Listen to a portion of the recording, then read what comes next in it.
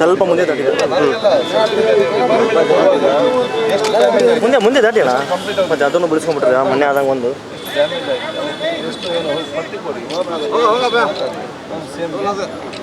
Individual file bill ಮಾಡಿ ಮುಖಾಂತರ ಅಲ್ಲಿ ತಹಶೀಲ್ದಾರ್ ಯಾರು ಇರ್ತಾರೆ ರೆವಿನ್ಯೂ ರೀಜನಲ್ ಅವ್ರ ರಿಪೋರ್ಟ್ ಸಲ್ಲಿಸಬೇಕು.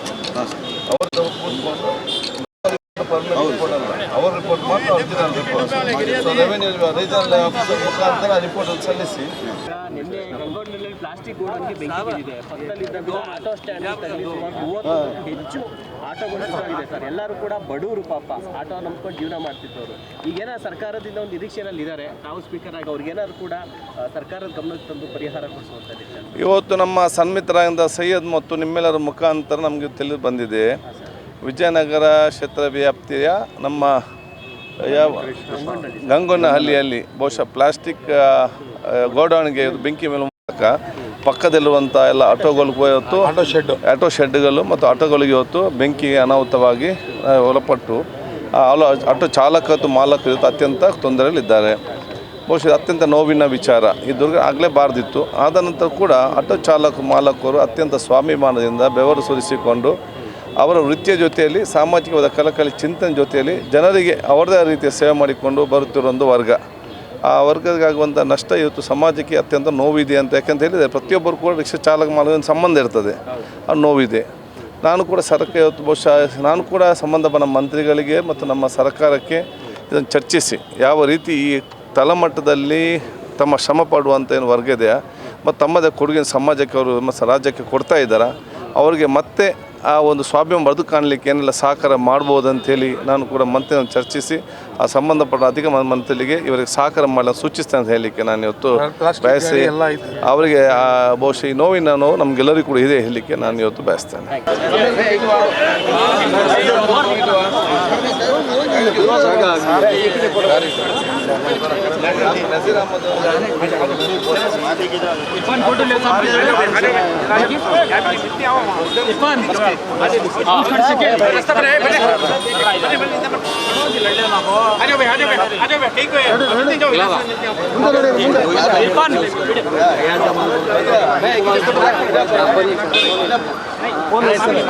ಬೆಂಗಳೂರಿನ ಗಂಗೊಂಡಹಳ್ಳಿಯಲ್ಲಿ ಸಂಭವಿಸಿದಂಥ ಅಗ್ನಿ ದುರಂತದಲ್ಲಿ 30ಕ್ಕೂ ಹೆಚ್ಚು ಆಟೋಗಳು ಸುಟ್ಟು ಭಸ್ಮವಾಗಿದೆ.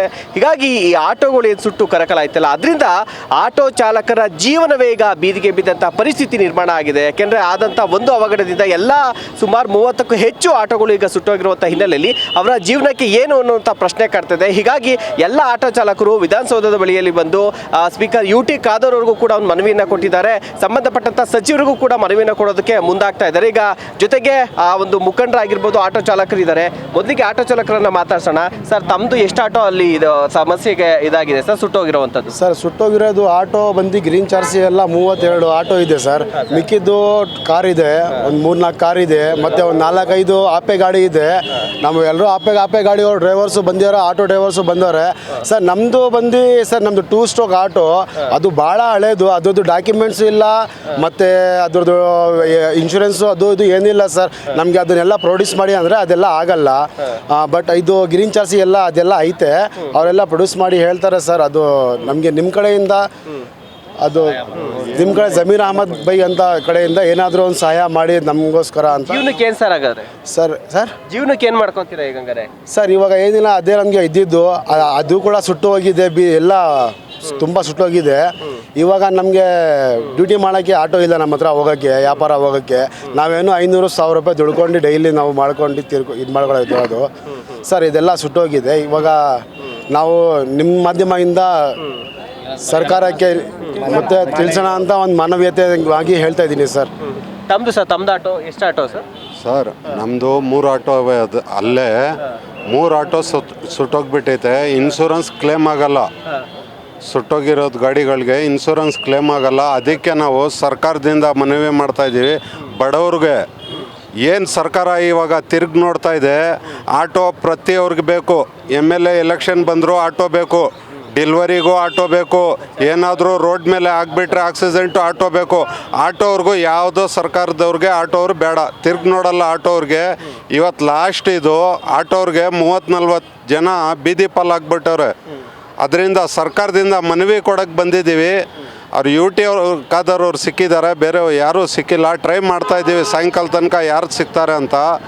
ಸನ್ಮಾನ್ಯ M. ಕೃಷ್ಣಪ್ಪ ಅವರು ಇದ್ದಾರೆ, ಅವ್ರಿಗೂ ಹೇಳಿದ್ದೀವಿ, ಕರೆಸಿದ್ದೀವಿ, ಅವರು ನೋಡ್ಕೊಂಡು ಹೋಗಿದ್ದಾರೆ. ಎಲ್ಲರೂ ಏನೇನು ಪರಿಹಾರ ಕೊಡ್ತಾ ಇದ್ದಾರೆ ಇವತ್ತು ಸಾಯಂಕಾಲ ತನಕ ನೋಡ್ಯಾನ.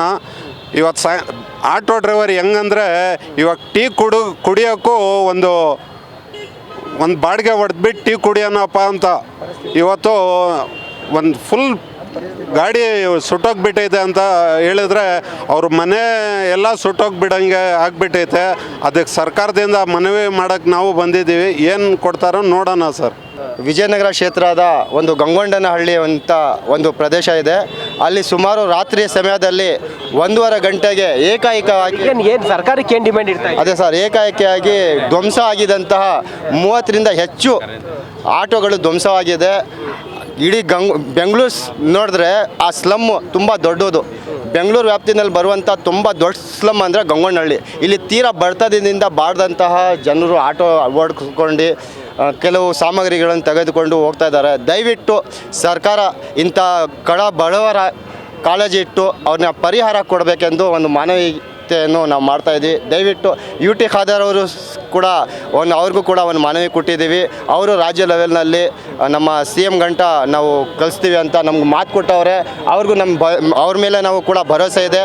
ನಮ್ಮ ಕ್ಷೇತ್ರದ MLAಗಳಾದಂಥ ಸನ್ಮಾನ್ಯ ಕೃಷ್ಣಪ್ಪ ಸಾಹೇಬರು ಕೂಡ ನಾವು ಮನವಿ ಮಾಡ್ತೀವಿ, ಅತಿ ಬೇಗವಾಗಿ ಈ ಕಡು ಬಡವರ ಡ್ರೈವರ್ಗಳಿಗೆ ಒಂದು ಪರಿಹಾರ ಒದಗಿಸುವಂತಹ ನಾವು ಎಲ್ಲ ಸಾರ್ವಜನಿಕರ ಪರವಾಗಿ ನಾನು ವಿನಂತಿಸಿಕೊಳ್ಳುತ್ತೇನೆ. ಓನ್ ಆಟೋನೇ, ಬಾಡಿಗೆ ಡ್ರೈವರ್ ಕೊಟ್ಟಿದ್ದು, ಇನ್ಶೂರೆನ್ಸ್ ಲ್ಯಾಬ್ಸ್ ಇತ್ತು, ಅದಕ್ಕೆ ಶೆಡ್ಡಲ್ಲಿ ನಿಲ್ಲಿಸಿದ್ದು. ಆಮೇಲೆ ಬಂದು ನಾನು ಊರು ಹೋಗಿದ್ದೆ. ಊರು ಬಂದಾದ್ಮೇಲೆ ಫೋನ್ ಬಂತು, ಡ್ರೈವರ್ ಫೋನ್ ಮಾಡಾದ್ಮೇಲೆ ಬಂದು ನೋಡಿದರೆ ಸುಟ್ಟೋಗೋದೆ ಫುಲ್ಲು ನೈಟು. ಈಗ ಈ ಥರ ಸುಟ್ಟೋದ್ರೆ ಇನ್ಸೂರೆನ್ಸ್ ಕ್ಲೈಮ್ ಆಗಲ್ವಾ ಸರ್? ಇಲ್ಲ, ಆಗಲ್ಲ ಇನ್ಶೂರೆನ್ಸು.